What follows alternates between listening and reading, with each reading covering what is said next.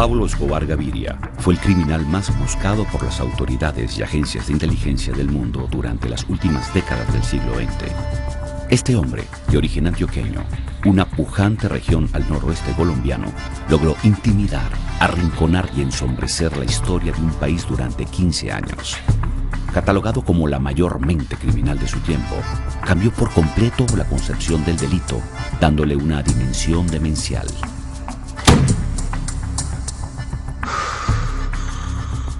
Por su mente pasaron todas las posibilidades de terror, venganza y presión contra una sociedad. En su cabeza siempre existía la posibilidad de desatar los más profundos desconciertos y tristezas a través de un arma que vulnera, castiga, doblega y asesina esperanzas, el terrorismo. Pero su carácter estaba lleno de incomprensibles matices.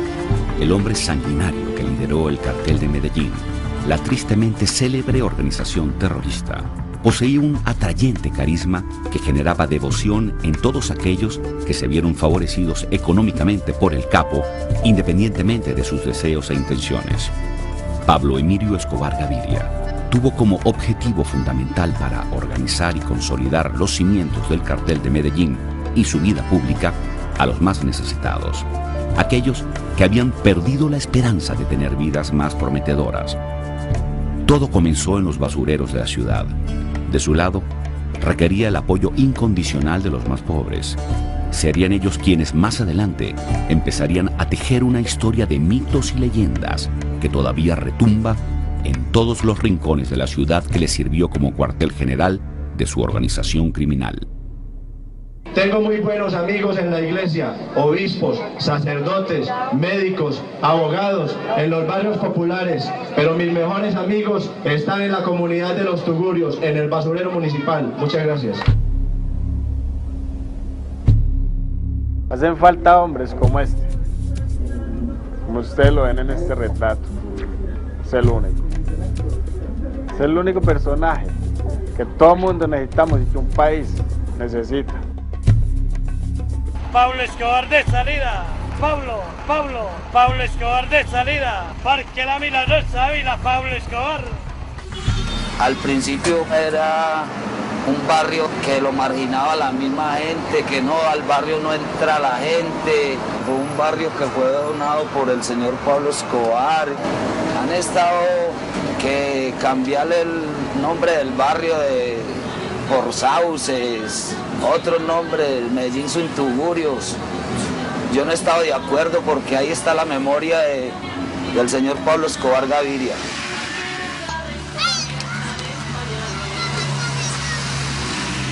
Yo me imagino que así iba a entregar el barrio Pablo Escobar. Pablo Escobar lo iba a entregar, era así, todo organizado, sus fachadas bien bonitas, iban a ser amobladas, todo, que nadie tuviera dificultad para venirse a vivir ahí. Con gusto, madre, que esté muy bien, una feliz tarde. Con gusto, feliz tarde.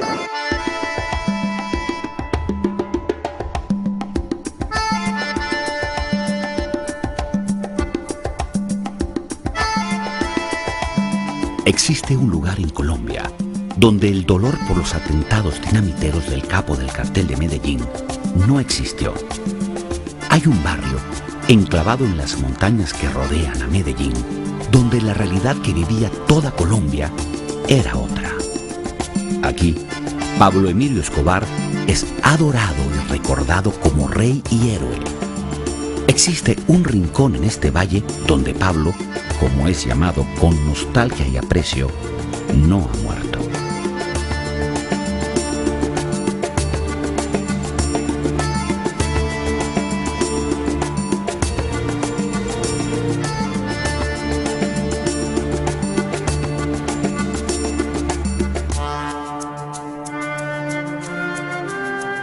El barrio existe por un hombre que llegó aquí buscando terreno para comprar, para hacer un barrio para la gente más necesitada, del barrio Moravia.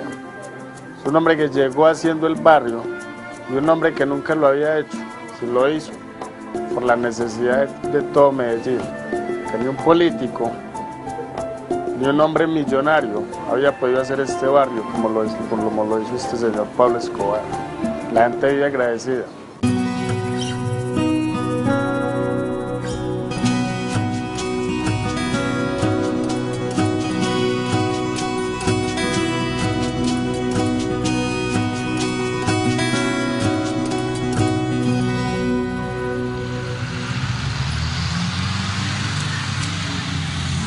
este barrio se construyó a la fuerza, se habitó a la fuerza y se ha vivido a la fuerza en él.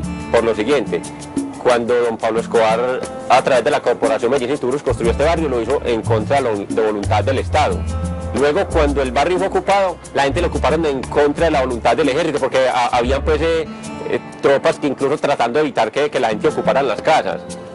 Posteriormente estuvo como la repulsa de los vecinos por aceptar la comunidad como tal, porque venir de Moravia era sinónimo de ser ladrón, de ser reciclador, de ser pordiosero, ser mendigo. Yo en mi vida conocí muchos hombres, no amigos de muchas clases, pero que me dieran lo que me dio este señor que tengo aquí, que para mí es mi marido, ayer, hoy, siempre, fue el único que me dio casa. Aún después de muerto me sigue dando comida, estudio y todo lo que necesito, porque a raíz de lo que él me dejó, con eso he sobrevivido. El barrio lleva su propio nombre, Pablo Escobar, aunque fue concebido por el capo en un comienzo bajo el nombre de Medellín sin tugurios como eje de su campaña política. Aquí, Escobar es todavía amado, respetado y añorado. Para muchos de sus habitantes hizo el bien, sin entrar en profundas consideraciones éticas o morales. En estas comunas deprimidas y excluidas, dio sus primeros pasos presentándose como el Robin Hood que todo lo daba. Pero este lugar no solo representa el lado altruista y generoso de Pablo Escobar, también fue hace un tiempo el epicentro y base fundamental de su imperio de terror y miedo. Fue uno de los barrios de Medellín donde se sembró la semilla de un mito y muchos de los que habitan en el lugar ven al capo como un dios del cual cada palabra era ley. Aquellos que lo ocultaron y previnieron cuando las autoridades lo acechaban, aquellos que se convirtieron en sus mensajeros de la muerte. Para nadie es un secreto que inicialmente todos los muchachos querían imitar a Pablo Escobar, porque estaban de moda las mal llamadas escuelas de sicarios en la ciudad de Medellín. Y pues qué mejor parte para como que querer imitar eso que en el barrio que Pablo fundó. Para algunos muchachos era un honor ir a trabajar como sicarios con un señor que hacía algún tiempo le había una casita a su mamá. Y incluso para él era la oportunidad de hacer alguna plática para poderle amoblar la casita, comprar sus neveritas, es decir, tener la mamá viviendo dignamente.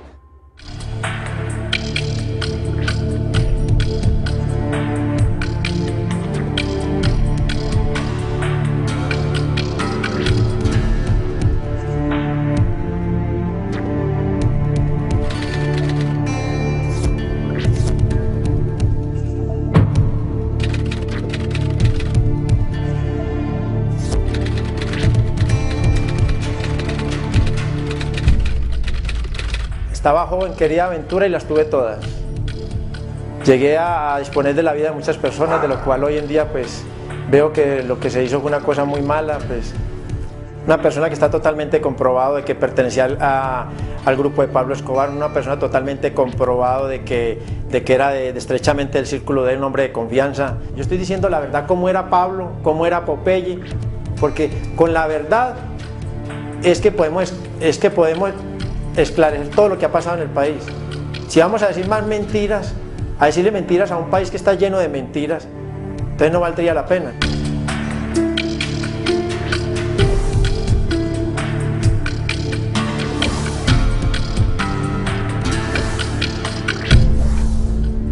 Yo ya lo había visto antes, una vez que fui a la hacienda Nápoles, que yo trabajaba con un ingeniero a arreglar un toro mecánico. Pues lo vi, cuando lo vi así en el segundo piso, en esa época era como ver a Dios, porque era un hombre de una aureola poderosísima.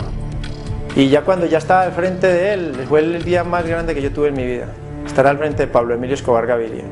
Y empecé a servirle de corazón y a hacer unas cosas que ni yo creía que era capaz de hacerla, porque tenía la aureola de él alrededor nuestro. A Pablo le podría venir una sola palabra, la palabra bandido. Él quería ser un bandido. Él en cierta oportunidad se lo dijo a un periodista. Y yo, bueno, Pablo, ¿y cuál sería el epitafio para su tumba? Y las palabras fueron claritas. Dijo: fui todo lo que quise ser, un bandido.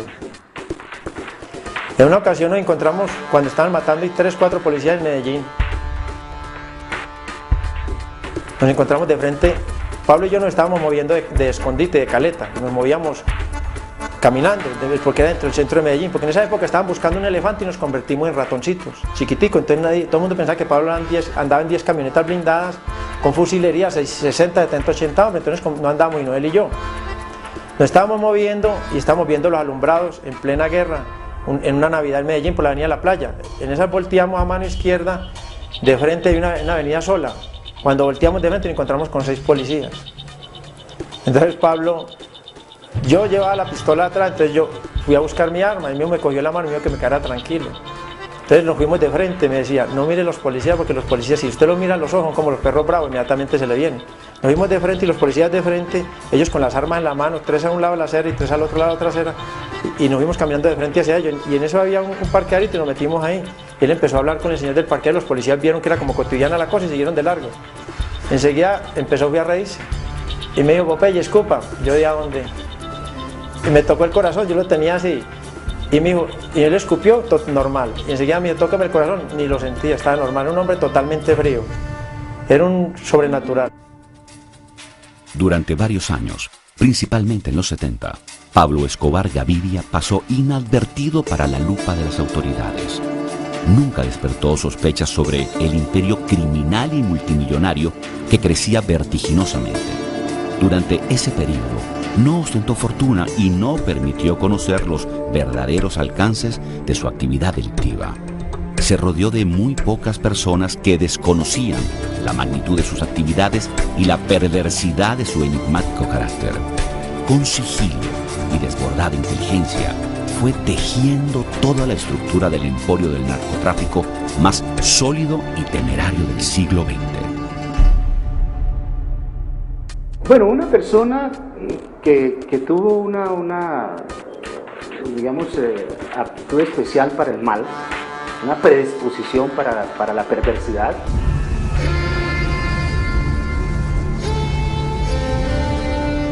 Era un hombre muy frío, un hombre de una inteligencia impresionante. Es un hombre que vivía siempre con 2 o 3 años de anticipación. Es decir, que en el año 88, cuando lo conocí, ella está hablando de lo que iba a suceder en el 91 o en el 92. Es decir, proyecciones políticas. Él me hablaba mucho de política. Y efectivamente muchas de las predicciones de Pablo Escobar se realizaron. Entonces es un hombre que se proyectaba hacia adelante, hacia el futuro. Un hombre muy frío, desde luego la mayor mente criminal del siglo XX. No, es una mente bastante compleja y ante todo fue un tipo con una enorme capacidad de manipular la opinión pública. Yo calificaría a Pablo Escobar como un monstruo.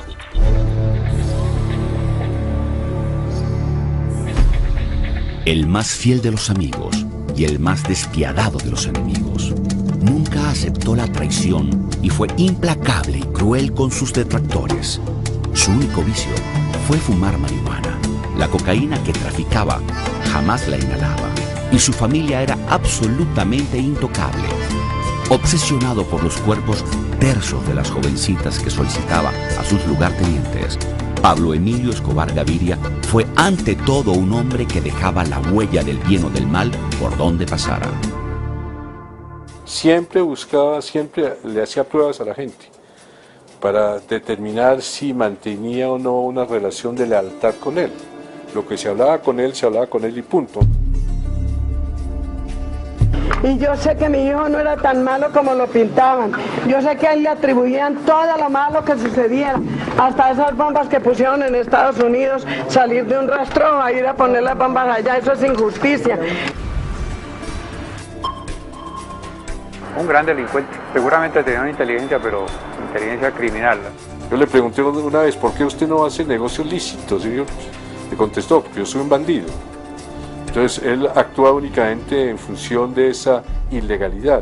Lo contradictorio del carácter del capo del cartel de Medellín lo había convertido en un hombre indescifrable, del cual se sabía mucho y se sabía muy poco al mismo tiempo. estaba a la cabeza de una organización criminal fundamentada en la necesidad y la exclusión que da la pobreza y contaba con un enorme caudal de dinero que crecía exponencialmente. Para este momento, el ya célebre Pablo Escobar hacía parte de los reportes de la prestigiosa revista norteamericana Forbes, que incluía su nombre en el listado de los 10 hombres más ricos del mundo. Escobar era ahora el empresario de la muerte.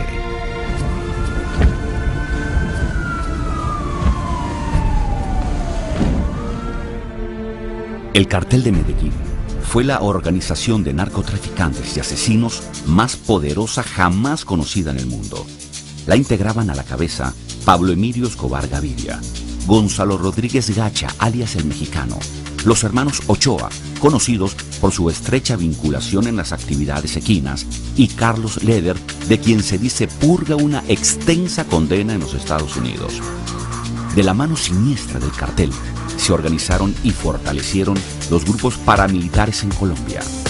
Uno de los más reconocidos fue el tenebroso MAS, Muertes Secuestradores, conformado como respuesta al secuestro de familiares de los capos de la mafia por parte de la guerrilla. En 1981, el en ese entonces movimiento subversivo M-19 secuestró a Marta Nieves Ochoa, hermana del reconocido clan de caballistas. La unión de los capos dejó centenares de muertos del grupo guerrillero y militantes de la izquierda. Otros grupos de paramilitares eran dirigidos por El Mexicano en el centro del país con el apoyo de mercenarios israelíes. Bajo el mando de Escobar, cientos de asesinos a sueldo coordinaban todas las actividades de producción, comercialización y rutas del cartel. Poseían contactos en todo el mundo, contactos que junto al poder del soborno y la intimidación hacían posible el enorme flujo de cocaína por puertos y aeropuertos del planeta. El cartel fue una verdadera multinacional de la cocaína. Sus enlaces y poder de penetración no tuvieron fronteras. Toneladas de alcaloide que salían de Colombia por precios irrisorios eran comercializadas en las calles de las capitales del mundo por cantidades astronómicas jamás imaginadas. Hay una cosa que es muy importante. El Cartel de Medellín es una organización criminal más grande en el mundo catalogada por el Almanaque Mundial, organización criminal civil. Uno ve, por ejemplo, la guerrilla en este país. La guerrilla en este país ya 40 años bregando a desestabilizar el Estado. El Cartel de Medellín, en manos de un solo hombre y un puñado de hombres que éramos nosotros, en 7 años arrodillamos el país. En esa época éramos más de 2000 hombres, de los cuales no quedamos sino, de la cúpula quedamos 3 y por ahí un puñado de los demás. No quedamos más. O sea que yo hago el balance. Gracias a Dios tengo la oportunidad de poder hacer el balance. Tenía fuentes de información en todas las entidades de gobierno y de justicia, las entidades de la policía, del ejército, en todas las partes donde él tenía interés, sobre todo para que le dieran información. La vida de Pablo Escobar solo puede registrarse en Colombia como una etapa oscura, negra de la institucionalidad, en la institucionalidad colombiana, y estoy convencido que el daño que le causó fue inmenso. Pablo Escobar no puede ser tenido en cuenta en Colombia sino como la demostración de hasta dónde pudo llegar la descomposición de nuestra sociedad. En todos los rincones del planeta se demandaba el apetecido polvo blanco. Se calcula que ya en 1979 las narices de los adictos del mundo reclamaban cerca de 30 toneladas métricas anualmente. El Cartel de Medellín y su capo se habían convertido en el proveedor más apetecido. Habían puesto a su disposición todos los estamentos de la sociedad colombiana. La creciente industria tenía en sus manos todo lo que necesitaba y el poder y dinero necesarios para abrirse espacio a sus anchas en cualquier lugar del planeta. El que manejó el contacto con Raúl Castro fue un muchacho del Cartel de Medellín criado en el barrio La Paz, casi hermano de Pablo desde pequeño, desde jóvenes, porque de pequeño Pablo vivió en Río Negro, Antioquia. Jorge Avendaño, llamado el Cocodrilo. Él volaba directamente desde Colombia, iba a Nicaragua, a Cuba. Allí se entrevistaba directamente con Raúl Castro. Los vuelos de cocaína que llegaban a la isla el que les da la infraestructura era Raúl, porque Raúl era el jefe de las fuerzas militares, llegan a aeropuertos militares de Cuba. Allí y venían lanchas rápidas desde Cayo Hueso, pero en una época estuve acompañando a un miembro del cartel de Medellín a Cayo Hueso y ahí llegaban las lanchas rápidas de Cuba. Y ahí el tráfico se dio normalmente, se dio durante mucho tiempo. Cuando ya cae un cargamento en Miami, estas personas colaboran y dicen que se le entregó en Cayo Hueso, los de Cayo Hueso están concatenando la DEA y llegan hasta Cuba. Cuando esto llega y revienta en Cuba, los cubanos ejecutan a los mandos medios, ejecutan como 3 o 4 personas, no recuerdo bien en este momento, lo ejecutan y dicen Cuba está luchando contra el narcotráfico, pero la droga que le entró a los Estados Unidos de Norteamérica por las costas cubanas fue mucha. El negocio era próspero y había dinero para todos los involucrados. Pablo y algunos de sus socios en el cartel se dejaban contagiar por la bonanza del negocio y empezaban a mostrar sus excentricidades. Grandes haciendas con zoológicos propios, mansiones extravagantes, decorados excesivos y vehículos de lujo. En Colombia eran los tiempos de los llamados mágicos. Así se denominaba a aquellos personajes de dudosa procedencia y de dudosos modales que de la nada, como por arte de magia, todo lo solucionaban con dinero o con sangre. Pero a medida que el negocio irrumpía con mayor fuerza, se volvía más visible para las autoridades. Ahora, el negocio de la cocaína empezaba a convertirse en el centro de las acciones de muchos gobiernos. El capo por fin comenzó a sentirse sin opciones y acorralado, pero su poder de proyección lo llevó a pensar que la mejor manera de huir de la ley era precisamente convirtiéndose en ella.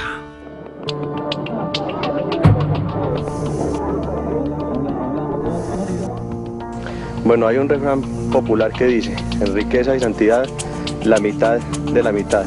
En cuanto al origen, le quiero decir que nosotros desarrollamos actividades en la industria, en la ganadería y en la construcción. Yo quiero, por intermedio de este programa, hacer un llamado a todos los partidos políticos de Colombia, al Partido Comunista, al Partido Liberal, al Partido Conservador, para que cesen la guerra de palabras y de discursos bonitos, para que se concreten en obras reales. Pablo era un hombre que quería entrar en la política para cubrir sus actividades criminales. Él sabía que como representante de la Cámara pues tenía inmunidad parlamentaria, pero fuera de eso él quería ayudar al pueblo. Le gustaba el poder, le gustaba el poder lícito con el dinero del narcotráfico, pero mostrando lícitamente que era un hombre transparente, sin serlo. Él quería ayudar a las clases menos favorecidas de la sociedad porque él fue un hombre pobre. Él es hijo de una maestra de un celador de barrio. Él cuando tuvo su dinero en narcotráfico empezó a construir, y lo utilizó para ayudar a la gente y para hacer proselitismo político. Somos un país por cuyas ciudades no pasan aplastantes y destructores los tanques violentos de guerra. Tenemos un país que no se destruye por la violencia y por la anarquía. Tenemos un país que vale la pena, pero debemos hacer civismo. Él entra al medio de la clase política. Él pensó que la clase política es como uno los ve a estas personas que son de cachaco, de finos modales, buenos días, buenas tardes, son personas buenas. Cuando Pablo entra a la política se da cuenta que esa mafia es más pesada que la mafia del bajo mundo. Y Pablo es masacrado dentro del Congreso de la República, masacrado políticamente. Se le viene encima Rodrigo Lara Bonilla, se le viene encima Luis Carlos Galán, se le viene encima la clase política tradicional que ven que un capo del narcotráfico va a tocar las fibras finas de la política. Porque un político para matarlo a uno no necesita conseguir 10 sicarios, sino que le hacen una orden de captura y con eso lo matan a uno. En 1982, Pablo Escobar llegó con sus llamados dineros calientes al Congreso de la República de Colombia. Yo no lo llamaría dineros calientes, yo lo llamaría dineros amnistiados. Y yo digo que si el señor presidente de la República, doctor Belisario Betancur Cuartas, les echó su bendición con la amnistía tributaria, pues el país no debe entrar en esos debates, sino debe escandalizarse por la presencia de esos dineros en algunas actividades, no solamente políticas, sino culturales, cívicas, deportivas, económicas y en la industria misma. Su arribo sería el inicio del periodo más violento y sangriento en la historia reciente del país. El capo había alcanzado el recinto de la democracia colombiana. Un bandido, ocultándose de la ley por más de 10 años, ahora era legislador. Pablo Escobar se había hecho ley. Se amparó políticamente en el movimiento del más firme candidato a la presidencia de la República, Luis Carlos Galán, quien en intensos debates al interior del Congreso lo expulsó de su movimiento. Rodrigo Lara, ministro de Justicia de la misma vertiente política, también puso en entredicho la procedencia de sus dineros. La prensa, en cabeza del diario El Espectador y de su director Guillermo Cano, se encargó de sacarle a la luz pública su pasado delincuencial. En un lapso de 5 años, entre 1985 y 1989, los tres, Lara Bonilla, Luis Carlos Galán y Guillermo Cano, caerían brutalmente asesinados por las balas de los sicarios de Escobar. La sede del diario Liberal, uno de los más tradicionales e influyentes del país, fue destruida por las bombas del capo. Pero no tomar esas banderas, no esos medios de comunicación como el periódico El Espectador, que representa la vocería de la oligarquía colombiana, que toma como bandera y como filosofía el ataque deshonesto y cínico contra las personas. Y lo más lamentable, esa empresa periodística que distorsiona la noticia, que le inyecta ese veneno morboso y dañino y que ataca a las personas. Colombia perdió a un gran periodista. Personalmente yo perdí fue a mi padre. 3 años después pusieron la bomba en el periódico, que digamos visto ahora fue como el detonante del, mejor dicho, el inicio del final del Espectador. Bueno, yo pienso que a comienzos de los años 80 la sociedad colombiana era muy permisiva con el narcotráfico. El narcotráfico era mirado más como un fenómeno casi folclórico. La gente se divertía mucho con la gran cantidad de dinero que despilfarraban, con las fiestas que hacían, etc. Luego, Pablo Escobar, a mediados de la década de los 80, empieza a incursionar en política. Una vez estuve, digamos, cerca de él, que fue cuando él estuvo en la Cámara de Representantes. Yo era miembro de la Cámara, era el presidente de la Cámara de Representantes, y por eso tuve la ocasión de verlo y de tenerlo cerca. Eran todavía los tiempos en que este señor actuaba, digamos, impunemente. Ya él había estado detrás de muchos políticos. Lo que pasa es que una cosa es llamar al diablo y otra cosa es verlo entrar por la puerta.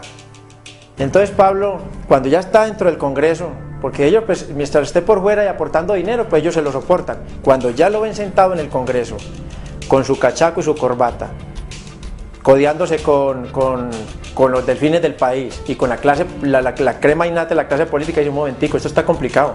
Si Pablo ya va representante de la Cámara, después va al Senado y después vas a buscar la presidencia de la República.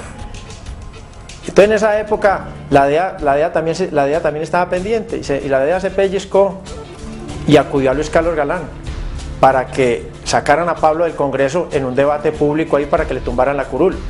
Pablo vio que estaba quedando al descubierto, era como bandido. Entonces le sacaron la ropa sucia en el Congreso. Entonces él sacó bandera blanca y dijo que él se retiraba de la clase política, pero Pablo era un bandido primero que todo. Galán, como le decía, rechaza la vinculación de Pablo Escobar al nuevo liberalismo, y esto produce el desarrollo de diferentes acontecimientos.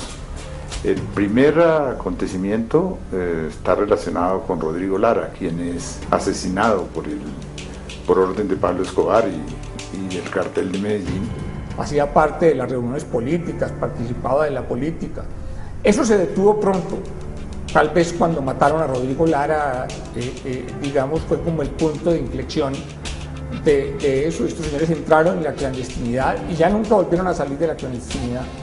Que el señor ministro de Justicia tiene un plazo de 24 horas para que presente las pruebas concretas de la sindicación que me hizo en el día de ayer en la Cámara de Representantes. Bajo el poder de su ira, representada en toneladas de dinamita y bala, sumados al poder infinito de corrupción y de sus dólares manchados de sangre, cayeron candidatos presidenciales, ministros de Estado, valiosos periodistas y jueces, centenares de policías y miles de inocentes. Todo aquel que se atravesara en su camino y objetivo principal, controlar el 80% del tráfico de cocaína que circulaba en el mundo, moría o era atacado con todas sus fuerzas, como le ocurrió a su principal persecutor, Miguel Alfredo Maza Márquez, director de la policía secreta, a quien Pablo Escobar intentó sacar de su camino en varias ocasiones sin lograrlo. Escobar se sirvió de sus oscuros nexos con reconocidos políticos del país como Alberto Santofimio y Jairo Ortega, que veían en su poder y fortuna la oportunidad de alcanzar sus intereses políticos. Escándalos, terrorismo, muerte y política se convertirían en el signo trágico de esta nación suramericana. La persona que iba siempre donde Pablo era Santofimio, pero que yo sepa, el que yo siempre veía era Santofimio. Pues Pablo tenía muy buenas relaciones con el expresidente Alfonso López Michelsen, con Bernardo Guerra Serna, muchos políticos, pero nunca que sepa yo que fueron de Pablo ahí que estuvieron presencialmente. No, el único que era Alberto Santofimio Botero, que era la persona que aconsejaba a Pablo en temas políticos, y era la persona de que traía los chismes palaciegos, los chismes del Congreso, del Senado, y cómo se vivía el ambiente en la clase política de lo de la extradición, que era lo que a Pablo le interesaba. A nuestra patria llegó, como llegó a más de 60 países del mundo, el poder oscuro y criminal del narcotráfico. Porque el doctor Luis Carlos Galán fue la persona que siempre fue el tropiezo tanto para Pablo en el Congreso como para Alberto Santofimio. Porque Alberto Santofimio es un hombre que en esa época todo enemigo político que pusiera de frente, pues iban con él, con Pablo, contra él. Estaba buscando la presidencia para él o uno de sus amigos en una escalera de ataúdes. La mafia encontró que necesita políticos para seguir adelante. Y con Pablo Escobar la mafia descubrió que no es buen negocio que los mafiosos sean políticos. Pablo Escobar sí quería ser presidente después de Santofimio. Santofimio primero, después Pablo Escobar, y por eso mataron a Galán, que era el primer obstáculo que tenían por delante. Está comprobada la participación del narcotráfico en el magnicidio de Luis Carlos Galán. Eso es un hecho. Actualmente avanza la investigación, hay un ex congresista acusado por la fiscalía, y todos quisiéramos que se estableciera lo que en verdad pasó. Quien fuera amante de Pablo Escobar, la señora Virginia Vallejo, en una entrevista contó muchísimas cosas que el país ignoraba, y de ahí que se hubiera vinculado a Alberto Santofimio Botero con el magnicidio que le causó la muerte a Luis Carlos Galán. Resulta de las confidencias de Pablo Escobar con gente muy cercana a él, la amante Virginia Vallejo, Popeye, que era el jefe de sicarios, y luego con un abogado político que está en la cárcel por homicidio vinculado a la mafia, que es Oviedo Alfaro, todavía está preso. De acuerdo con las confidencias de Pablo Escobar individualmente a los tres, es que se sustenta la acusación de que, entre otras cosas, de que Pablo Escobar mató a Luis Carlos Galán Sarmiento, instigado permanentemente por Alberto Santofimio Botero, el senador y ex candidato a la presidencia de la República. Estábamos en la caleta Marionetas, que llegó Santofimio, llegó ahí, donde Pablo, estábamos ahí sentados, yo estaba tomando unas notas, estaba organizando unas cosas, estaba organizando la seguridad. Entonces llegaron a hablar ahí, entonces el patrón le pregunta al doctor Alberto Santofimio Botero de qué opina, porque las encuestas dan como seguro ganador a Galán. Pero una cosa es la prensa, porque Pablo es un hombre que sabe de eso, y otra cosa es lo que se diga en el mundo político. Santofimio le dice que es seguro ganador, que no hay duda que es un hombre que tiene la presidencia de la República en sus manos. Y da la frase que nunca se me olvidará, la que siempre lo escribo en mi libro y lo he dicho ante las autoridades: Pablo, matalo. El cartel de Medellín le planea un atentado al doctor Luis Carlos Galán el 4 de agosto de 1989, se le ejecuta en la Universidad de Medellín. Ahí fallamos nosotros. Galán se va de ahí y sabe que es contra él. El coronel Valdemar Franqui Quintero pues le dice, mire, es que es contra usted, porque ahí encontraron unas armas, encontraron un automóvil a nombre del Herrera Buitrago, miraron la cosa. Y el mismo coronel le expone a él, le dice, no, esto no es el cartel de Cali, es Pablo que va tras usted. Y Luis Carlos Galán, exactamente el 18 de agosto de 1989, va a un mitin político en la plaza de Soacha, Cundinamarca, que es la zona del Mexicano. Se va de la zona de Pablo y se mete a la zona del Mexicano. Están en el corazón del poder del Mexicano, se entregó. Él mismo se puso, buscó el peligro. El magnicidio de Luis Carlos Galán Sarmiento no fue el comienzo de un plan de la mafia, no fue el final de un plan de la mafia, sino fue el comienzo de un plan de la mafia por apoderarse del país. Y eso se ha ido consolidando, cada vez se apodera más del país. Hola, sonido. Ya se encuentra con nosotros. Por favor, estrictamente el doctor Gonzalo Galán.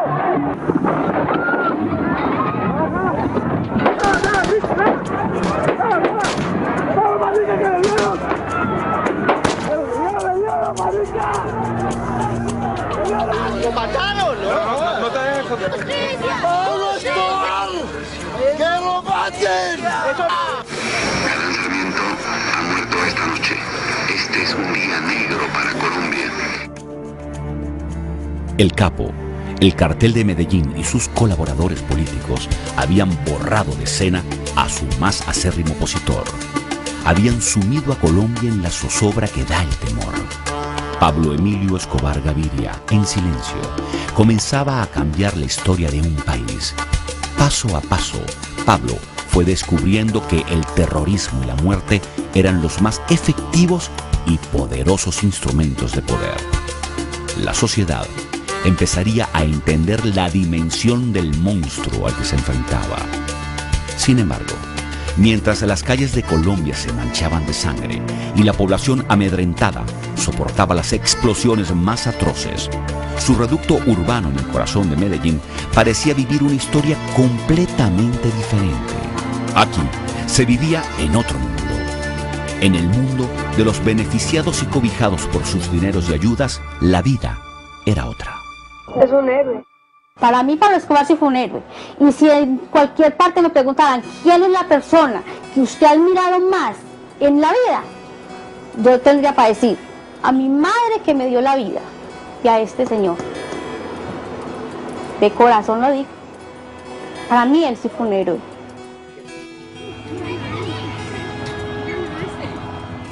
Yo lo vi allá en el basurero, en la cancha de allá del basurero. Él estaba en una reunión prometiéndonos de que nos iba a dar las casas en vez de los ranchos para que nos saliéramos de allá. Pues todo el mundo contento, todo el mundo votamos por él. Todas las veces que él dijo que votáramos por él, nos recogían allá y nos llevaban. Para mí Pablo Escobar significa protector del papá de nosotros, porque ningún gobierno ha hecho lo que él hizo.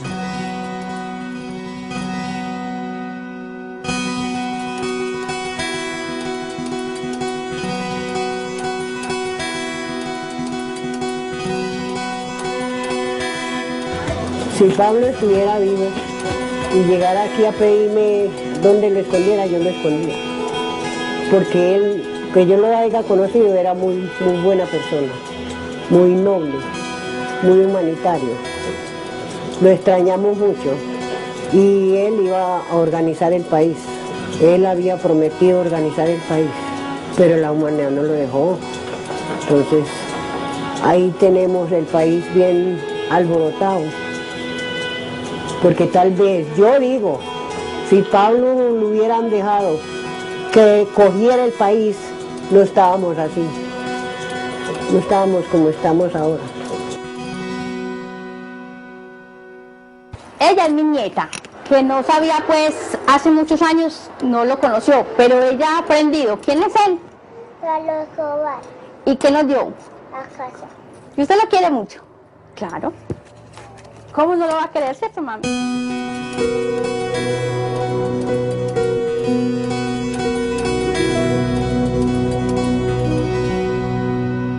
Sí, él hizo un poco de Robin Hood. Es verdad que le ayudó a mucha gente de los estratos populares de Medellín. Yo no creo que haya tanta gente que lo admire. Sí hay gente que lo admira y que creyó que él no era un gran delincuente, que de alguna manera puede estar influido por sus historias. Lo que Pablo Escobar hizo en los barrios, en las comunas de Medellín, más que aportar era comprar conciencia, era buscar su propia seguridad. No era porque él creyera que estaba dando precisamente algún beneficio a la gente más pobre, era porque quería comprar la conciencia de esos pobres por si querían buscar a Pablo Escobar y asesinarlo. En su momento fue una persona que representó muchas cosas para la gente, particularmente para Medellín, ¿no? Doblegó a mucha gente, intimidó a mucha gente, corrompió a mucha gente. Regaló unas casas, pero para los pobres, los de Medellín sin tuburios. Eso no era una obra social, sino era una manera de sobornar y de tener comiendo en su propia mano a la gente más miserable de Medellín.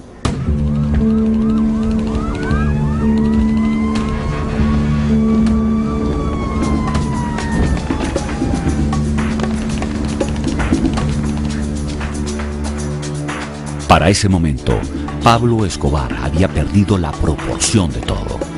El capo, en una acción violenta sin precedentes, hizo explotar un avión repleto de pasajeros que cubría la ruta Bogotá-Cali, buscando acabar con la vida del entonces candidato a la presidencia, César Gaviria.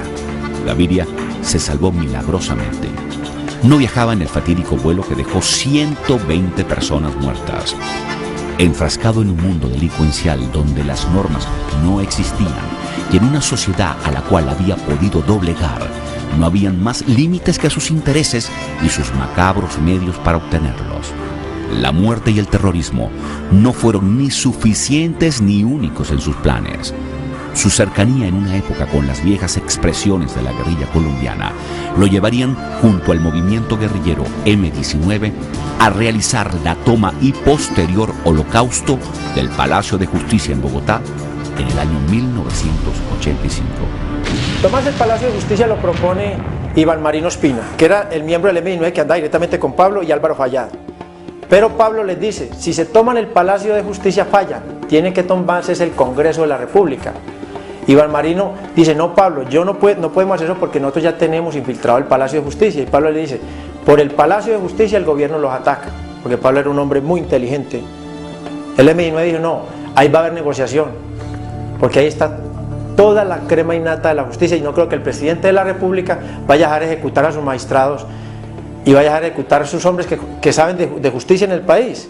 Pablo les dijo, si se meten ahí, fracasan. Le insistió que fueran de nuevo y tomaran el Congreso de la República, porque ahí es donde estaba la política y el presidente no iba a dejar morir sus amigos ahí.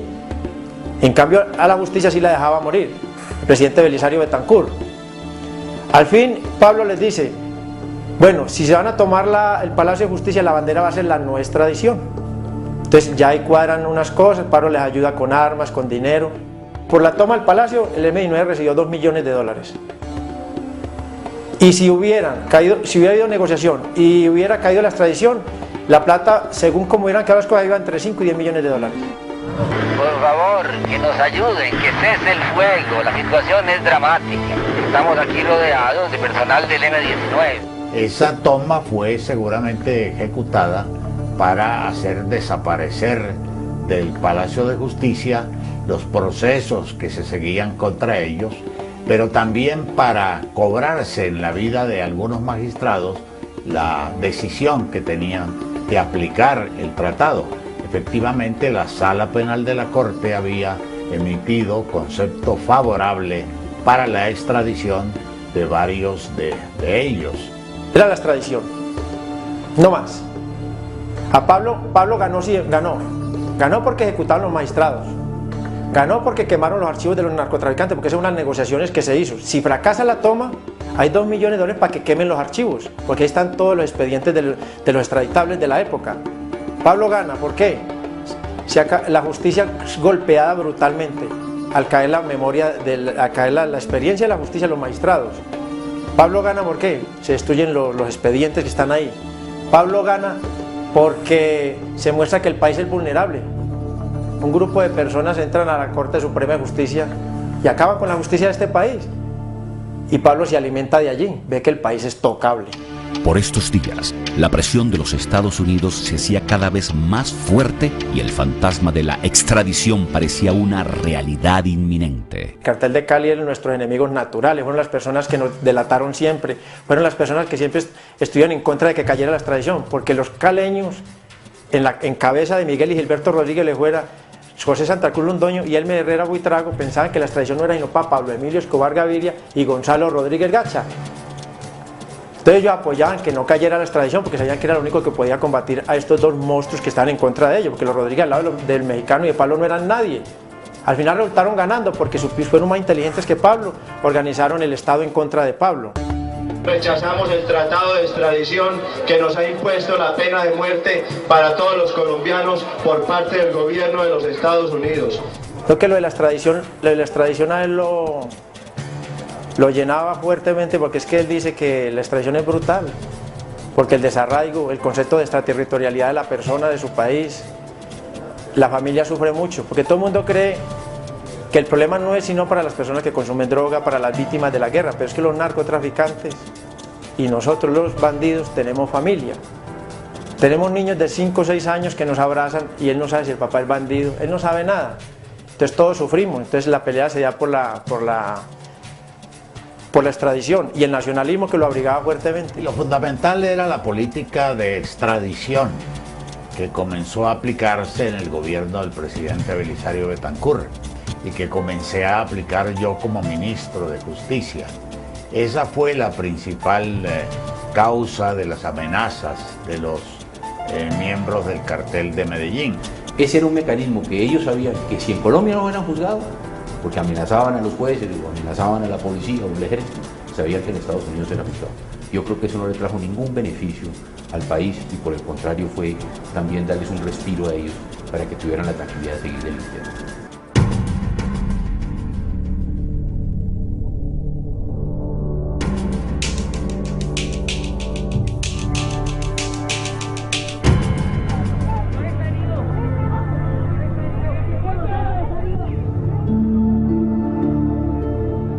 Bueno, Pablo Escobar quería eliminar a todo aquel que se opusiera a sus designios, al que llegara al Ministerio de Justicia a realizar una política en contra de los narcotraficantes y particularmente del cartel de Medellín, y en contra de aquellos que quisieran aplicar el tratado de extradición.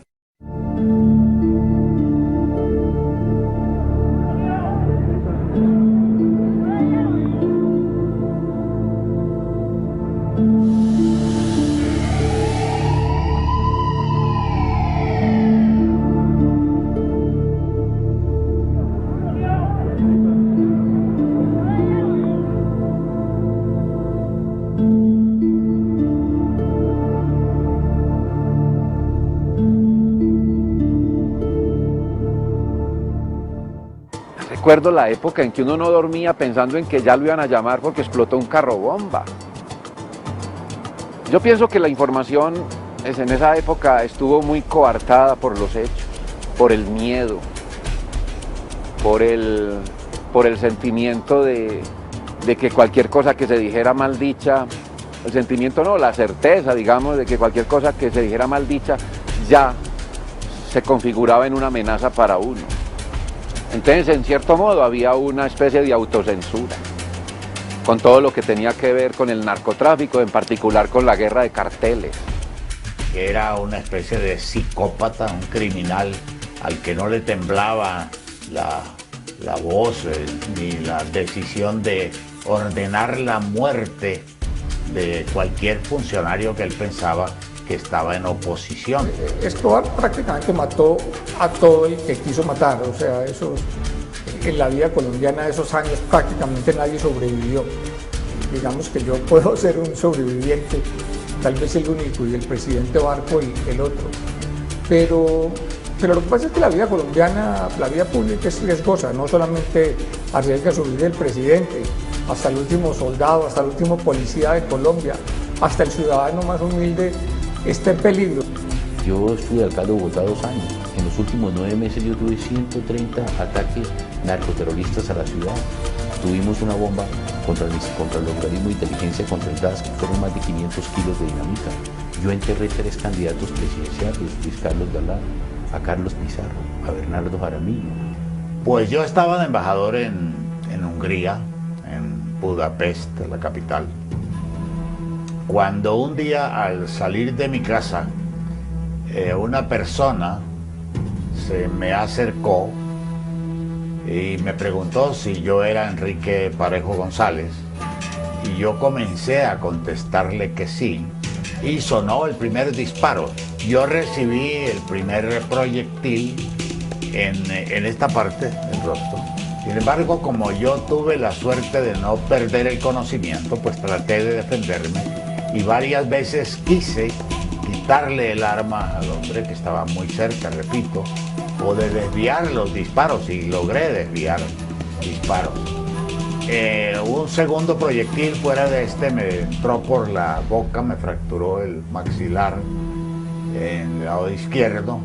Otro me atravesó este brazo, otro este brazo, otro, ya que pienso que él creía que era el tiro de gracia, entró por acá, pero no, afortunadamente no pasó a la cavidad craneana, sino que se desvió por debajo del cuero cabelludo y se alojó aquí detrás de la oreja.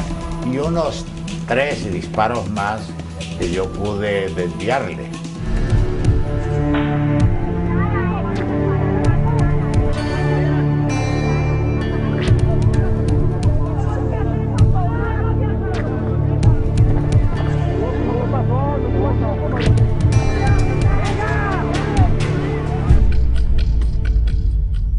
Con este panorama, el capo adopta una nueva arma en su sanguinaria guerra: el secuestro.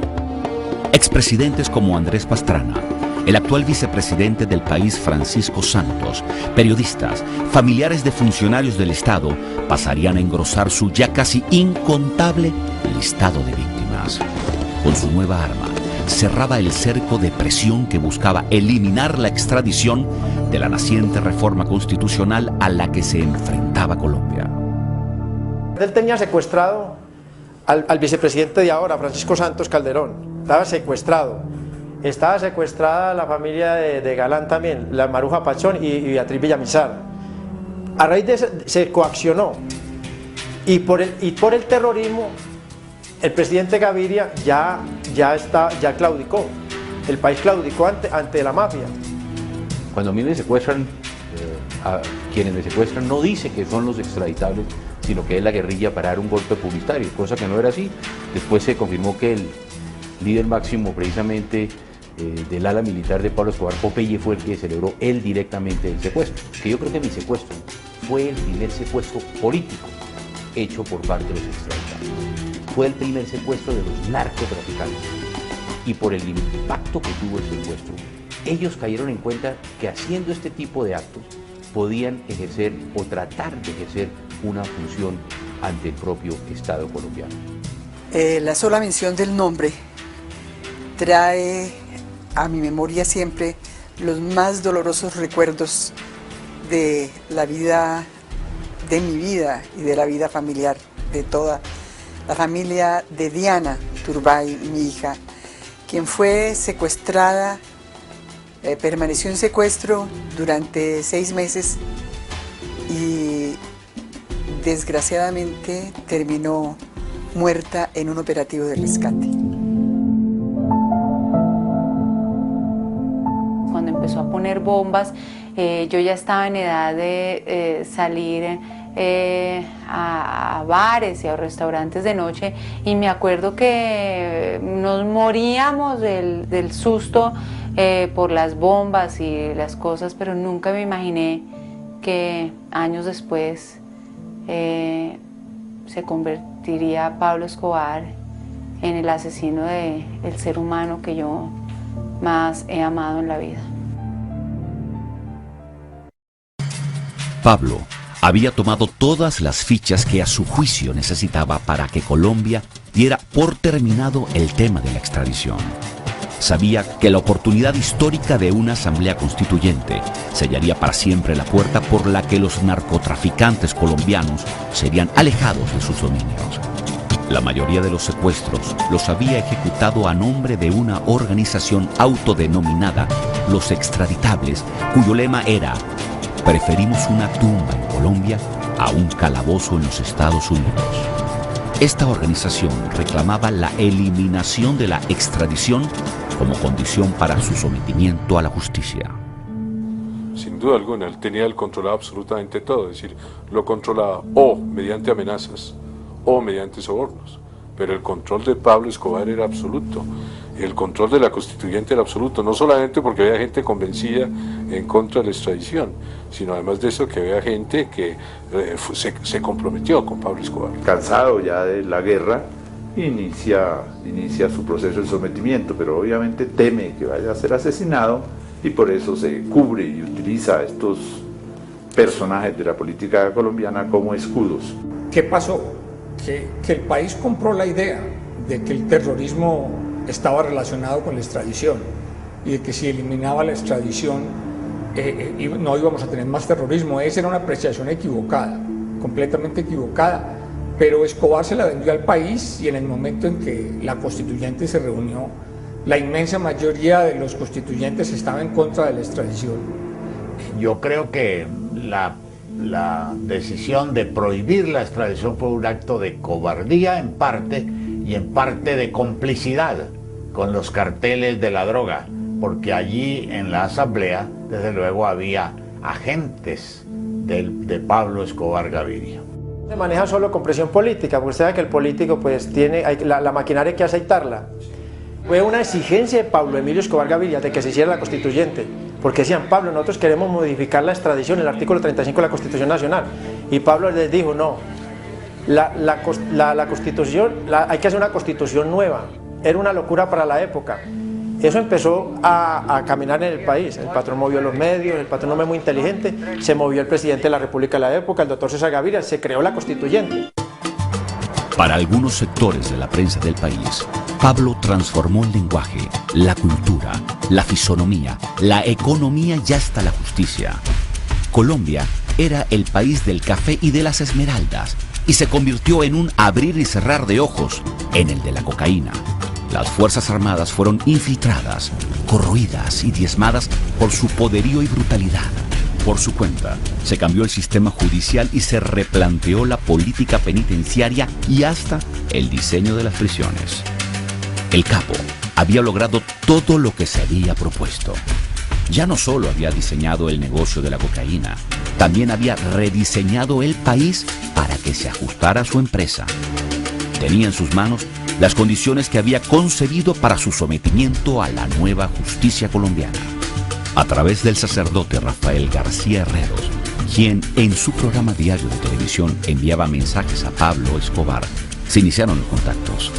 Las gestiones llegan a su fin cuando el 19 de junio de 1991, la Asamblea prohíbe la extradición de nacionales y el capo se entrega. Pero esta hacía parte de un milimétrico y bien concebido plan.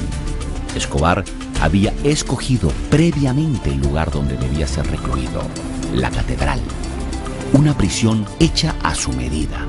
Una finca a las afueras de Medellín era el sitio acordado entre el gobierno y el máximo líder del cartel. Allí, al amparo del silencio y de sus propias condiciones, se inició el comienzo del fin del patrón. Adelante, Pablo Escobar. Como consecuencia de la política de paz y fortalecimiento de la justicia del señor presidente y de su gabinete ministerial, he decidido someterme a los decretos 2047, 2147, 2372 y 3030 de 1990 y 303 de 1991. A 7 años de persecución, de atropellos y de luchas, deseo sumarle todos los años de cárcel que sean necesarios para contribuir a la paz de mi familia, a la paz de Colombia. Y lo primero que Pablo vio fue una cámara de televisión. Esa cámara era de la gobernación de Antioquia. Antes de bajarse de allá dio la orden tajante de que apagaran esa cámara. Por eso no hay videos del momento en cuando Pablo Escobar se entregó, porque él prohibió rotundamente que se hicieran imágenes de eso, del lugar y de ellos allá.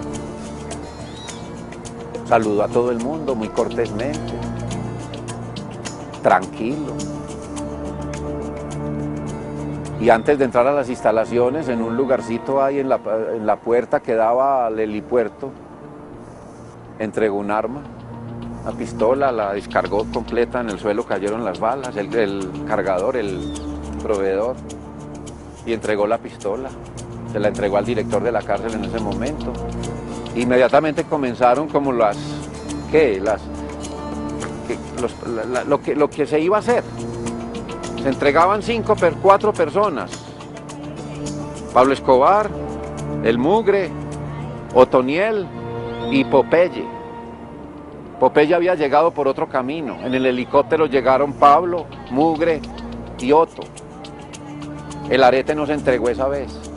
Los abogados no pasaban la reja, no iban a las celdas. Bueno, eso fue al principio, pero muy rápidamente vi cosas muy curiosas. Por ejemplo, que los internos, que los detenidos andaban armados, con metralletas, armados.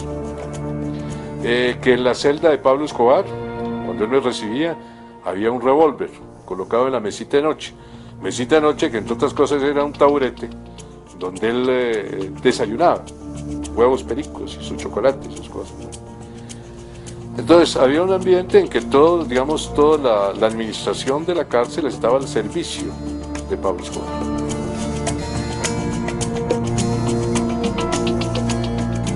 Él seleccionó a quienes integraron la guardia. Entre el sitio donde empieza la subida de la catedral y la entrada a la cárcel había como 5 o 6 retenes. Y no únicamente retenes de la policía de Itagüí, sino retenes controlados por gente de Pablo Escobar. Es decir, él tenía una serie de círculos de protección alrededor de la cárcel y usted no podía pasar.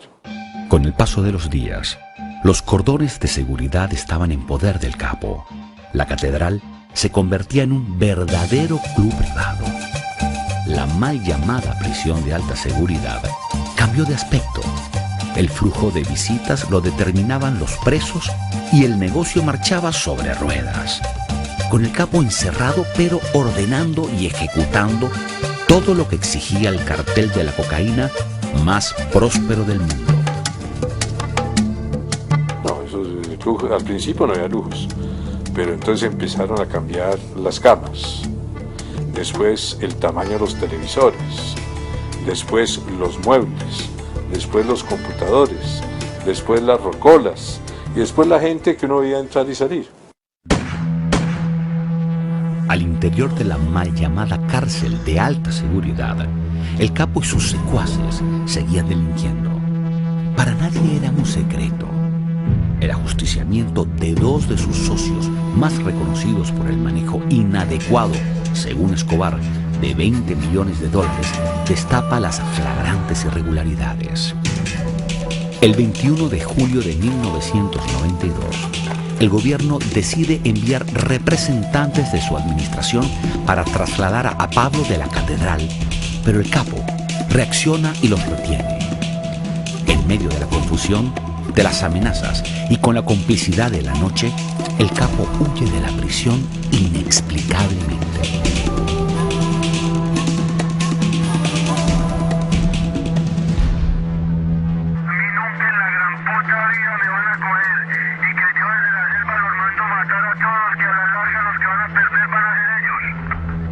Después de 13 meses de sometimiento a la justicia, el capo de nuevo regresaba a las calles y con él retornaban las bombas y la zozobra. Pero a pesar de las condiciones en las que transcurrió su cautiverio, las cosas habían cambiado para Pablo Escobar. Las autoridades se sentían burladas y el gobierno colombiano recibía las fuertes presiones norteamericanas. Los que antes habían sido sus aliados, ahora veían en él una amenaza y sabían que era el momento de unirse para actuar y terminar con el capo de capos. Así nace el autodenominado Grupo Los Pepes, o Perseguidos por Pablo Escobar. Según algunas versiones, ellos, en compañía de un cuerpo élite de la policía llamado el Bloque de Búsqueda, agencias de inteligencia de los Estados Unidos y miembros del cartel de Cali, sus más feroces enemigos, iniciaron una conjunta y voraz cacería para ponerle fin a los días de Pablo Emilio Escobar Gaviria. Lo que se llamó los Pepes es un movimiento que ellos, los enemigos de Escobar, crean más o menos 6 meses después de la fuga de Escobar de la cárcel. Cuando él se da cuenta que el bloque de búsqueda le tiene un cerco muy estrecho, ya comienza a preocuparse de informarse de qué es lo que hace el bloque y comienza a hacer contactos para buscar informantes cercanos a las instalaciones donde nosotros estábamos para que le dieran información sobre los movimientos. Los Pepes tienen un interés, al ver que pasado el tiempo no caía Escobar, ellos deciden con su propio sistema criminal tomar las armas por sus manos a buscar cómo ubicar a Escobar y cómo perseguir a su familia. Entonces las comunicaciones telefónicas fueron totalmente nulas en 13 meses después de la fuga. Y cuando vuelve a hablar, durante 3 meses estuvimos escuchándolo en las pocas veces que habló y esa fue la falla de él cuando logramos interceptarlo y ubicarlo. La familia sí fue una debilidad especial de Escobar y fue objeto de ataques por parte del grupo criminal Los Pepes.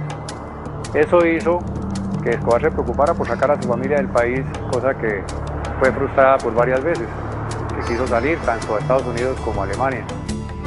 No nos permitieron entrar aun cuando ya parte de la familia estaba en ese país. Entonces, pues su idea principal era poderlo proteger la familia, salir, pidió protección a la fiscalía y se la dieron.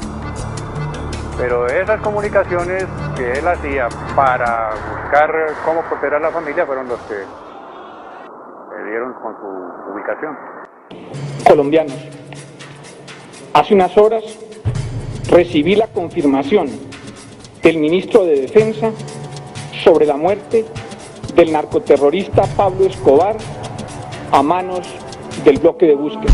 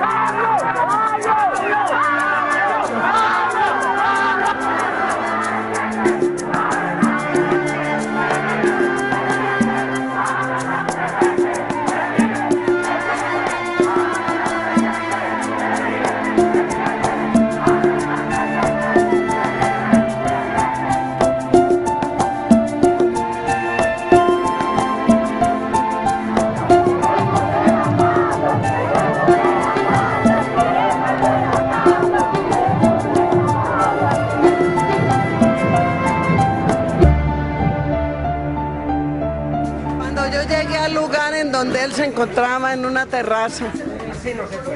Alguien subió y me dijo, no es Pablo. Entonces enseguida bajó la hija mía, Marina, y me dijo, mamá, no es Pablo. Entonces a mí me dio una alegría tan grande que me arrodillé y dije, gracias Dios mío, pero yo no me refería a que mi hijo se hubiera muerto dándole gracias a Dios, nunca.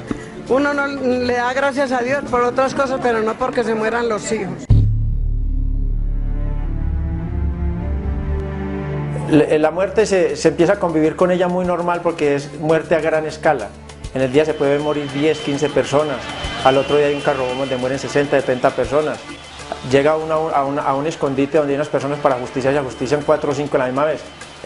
La muerte se mira de frente a los ojos. Se mira de frente y se convive con ella y se sabe que la tiene uno pegada en la nuca. Uno está victimando a otra persona, pero sabe que uno prontamente será una víctima. El juego es cuándo. Esa es la pregunta. Como hijo, mejor dicho, no vuelve a nacer nadie en el mundo. El hombre más noble, no solamente como hijo, como hermano, como primo, como amigo, como tío, como lo que fuera. Pues Pablo Escobar es mucho el daño que le ha hecho a la sociedad colombiana. Colombia es otra.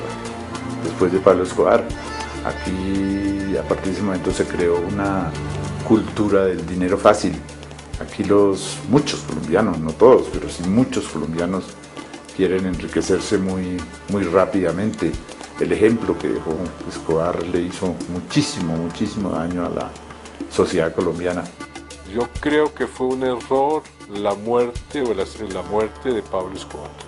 ¿Por qué? Porque había por lo menos un jefe de un gremio, de una mafia. Y es más fácil llegar a acuerdos con un jefe reconocido que andar detrás del narcotráfico manejado por 200 personas. A Pablo Escobar fundamentalmente lo capturan para calmar el horror, digamos, que había respecto de todo lo que estaba haciendo. Pero también a él primero va a la cárcel, entre comillas, y luego lo matan, es para realmente salvar el negocio del narcotráfico. Con todas las locuras que él estaba haciendo, estaba acabando con el negocio del narcotráfico, y apenas lo matan, lo que vemos es un florecimiento impresionante del negocio. Este país descansó porque esos años de terrorismo, de narcoterrorismo, fueron terribles en la vida colombiana. La gente a veces tiene mal recuerdo, pero pues aquellos tiempos fueron tan difíciles o tan complejos como los de ahora, o un poco más. Hay que recordar cómo eran las bombas que estallaban en Bogotá y en las ciudades de Colombia y la frecuencia con que lo hacían. Es que lo que nos sucedió a los colombianos es una lección que la humanidad debe aprender, no únicamente para que se registre una historia, sino para que no se repita. Y yo considero que Pablo Escobar fue posible debido no solo a sus particulares condiciones, sino a una situación por la que atravesaba la sociedad colombiana que podía yo considerarla como de absoluta vulnerabilidad. De que el presidente Álvaro Uribe Vélez hubiera nombrado como uno de sus principales asesores a un primo hermano del criminal más sanguinario que ha habido en el país en toda su historia. Lo califiqué, repito, como un grave irrespeto al país. Yo la verdad que no lo entiendo. La verdad que no entiendo cómo el hombre más cercano al presidente de la República, inclusive el hombre que se habló para ser el jefe del partido, es el primo hermano de Pablo Escobar. El presidente se crió en Medellín y desde luego ha tenido que vivir el tema de la guerrilla y del paramilitarismo en carne propia. Pero yo diría que en este momento no existe un elemento de juicio contundente que relacione al presidente con temas de paramilitarismo. Yo lo veo con mucha preocupación, porque cada vez estamos viendo que el proceso de paz con los paras es un proceso de paz con los narcos. A mí me llama la atención cada vez que capturan a alguno de ellos, y creo que el mundo lo ve igual. Capturado el paramilitar tal, jefe del cartel tal. A mí me parece que de todas maneras a alguno le ha faltado como contundencia frente a ese fenómeno y ese problema, y hubiéramos querido ver una política más certera, más contundente en relación con el paramilitarismo y el narcotráfico. Lo más grande que yo puedo hacer por el país, yo no puedo resucitar a nadie, ni puedo construir un ladrillo que se tumbó con las bombas. Ahora siento vergüenza de lo que hicimos, de lo que se hizo, siento pena de haber participado en el gran monstruo que fue el cartel de Medellín. Yo quiero que recuerden lo bueno que hizo, porque él no hizo lo malo que dicen.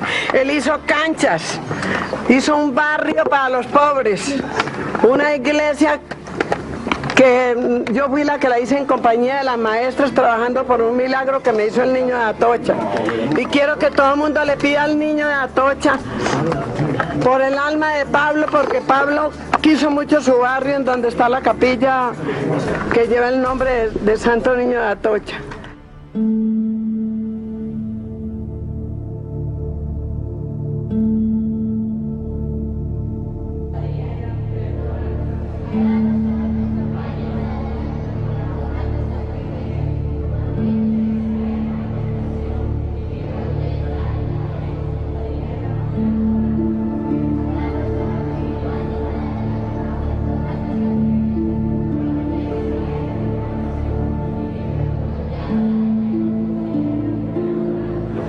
noche más estamos acá reunidos para dar gracias a Dios por haber traído al mundo un ser tan maravilloso, tan especial, alguien tan bondadoso. Mire, por muchas oraciones que le hagamos a Él, no vamos a pagarle nunca, pero no nos cansemos de orarle a Él, a su familia y darle gracias a Dios por haber hecho tan maravillosa obra. Y nuestros niños hoy se pueden criar fuera de un tugurio por lo que Él hizo por esta comunidad. Vamos a rezar un Padre Nuestro por el alma de un señor que vivió en la tierra, que se llamó Pablo Escobar Gaviria, padre, y que un día le regaló casita a nuestros padres y a nuestros abuelos. Señor, te pedimos por el eterno descanso del alma de Pablo Emilio Escobar Gaviria, ya que a él tenemos mucho que agradecerle, que todo fue obra de tu mano. Señor, te pedimos de todo corazón que le des el descanso eterno al alma de Pablo Escobar Gaviria.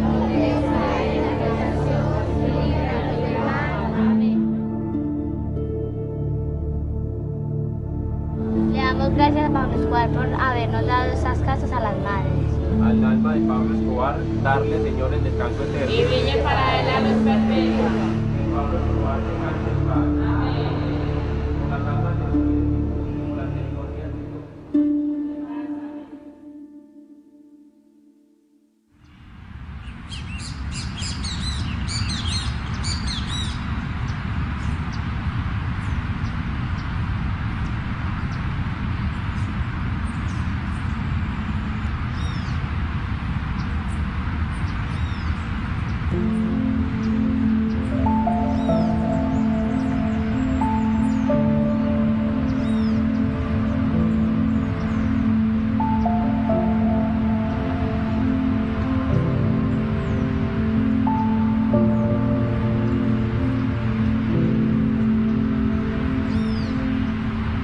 Yo sé que el pueblo está con Pablo, que el pueblo de Medellín, que el pueblo de Colombia en este momento llora a Pablo. No crean en ningún momento que porque Pablo Escobar fue asesinado vilmente se va a acabar la violencia en Colombia. No sean ilusos. ¿El tráfico de drogas se acaba, el narcoterrorismo se acaba? ¿Usted cree que el tráfico de drogas se acabe y que el narcoterrorismo se acabe con la muerte de Pablo Escobar? Sea honesta, contéstelo usted.